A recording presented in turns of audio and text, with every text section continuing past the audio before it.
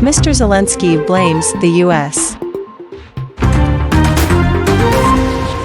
Ukrainian President Zelensky believes that the United States' response has been insufficient, as Russian forces continue to strike multiple locations in Ukraine.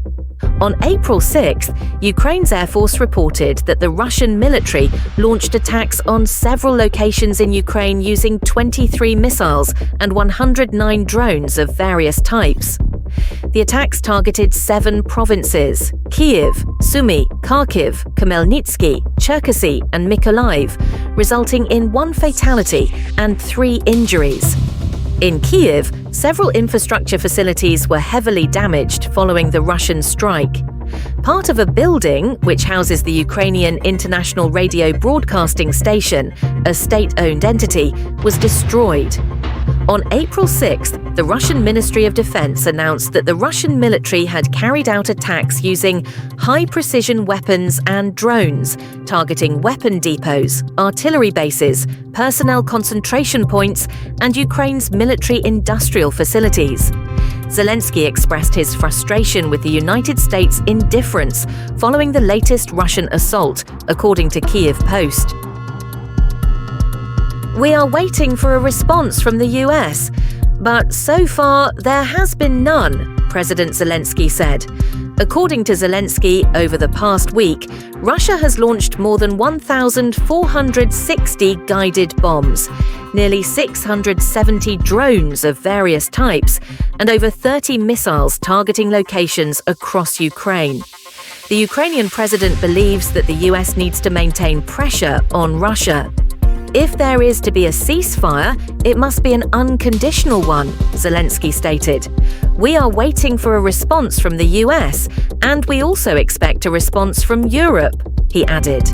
Previously, on April 4th, Zelensky also expressed disappointment with the reaction from the US Embassy after Ukraine reported a Russian missile strike on the city of Kryvyi Rih in Dnipropetrovsk province. According to President Zelensky, while some foreign embassies in Kyiv condemned the attack, the US Embassy made no mention of Russia. They are even afraid to mention the word Russia when talking about the missile strike, Zelensky said. In a new comment regarding the April 6th attack on Kyiv, US Ambassador to Ukraine, Bridget Brink, wrote, "Kyiv and the rest of Ukraine are under attack from Russian ballistic and cruise missiles. Multiple loud explosions in the capital and reports of strikes in other regions." On April 6th, the Russian military also claimed to have taken control of the village of Basivka in Ukraine's Sumy region. However, Ukrainian forces have denied this claim. According to a source from Ukrainska Pravda, the village of Basivka has been flattened by guided bombs and is now located in a grey zone, an area of active fighting between Russian and Ukrainian forces. On April 6th, the Ukrainian Air Force reported that Russian forces launched attacks on multiple locations across Ukraine using 23 missiles and 109 various types of UAVs. The strikes targeted 6 regions: Kyiv, Sumy, Kharkiv, Khmelnytsky, Cherkasy, and Mykolaiv, resulting in 1 death and 3 injuries. According to the Ukrainian Air Force, air defense systems intercepted 13 out of the 23 missiles and 40 out of the 109 UAVs. An additional 53 UAVs disappeared from radar screens without causing any damage. In Kyiv, several infrastructure facilities sustained severe damage from the Russian strikes, Ukrainian officials said.